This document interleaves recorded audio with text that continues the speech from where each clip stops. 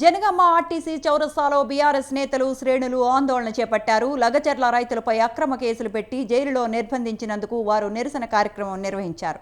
Party working president KTR పిలుపు మేరకు ఆందోళన చేపట్టి అంబేద్కర్ విగ్రహానికి వారు వినతి పత్రం అందజేశారు. లగచర్ల గిరిజన రైతులపై అక్రమంగా కేసులు పెట్టి నెల రోజులుగా నిర్బంధించి జైలులో పెట్టి తీవ్రవాదులుగా మాదిరిగా బేడీలు వేసి తీసుకువెళ్లటం దారుణమన్నారు. ఇది ముమ్మాటికి రాక్షస పాలన అని సీఎం రేవంత్ రెడ్డి వెంటనే రైతులను బేషరతుగా విడుదల చేయాలని బీఆర్ఎస్ నేతలు కోరుకుంటున్నారు.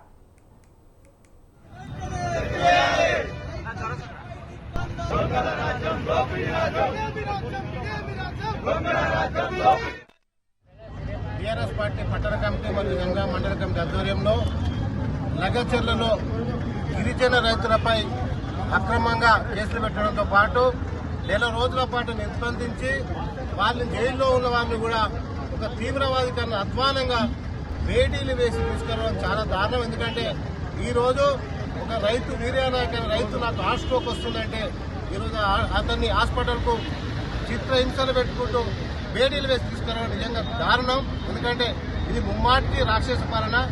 రేవంత్ రెడ్డి గారు ఇకనైనా లగచర్ల గిరిజన భూములు వాపసు చేసి వారిని బేషరతుగా వెంటనే విడుదల చేయాలని కోరుకున్నాం.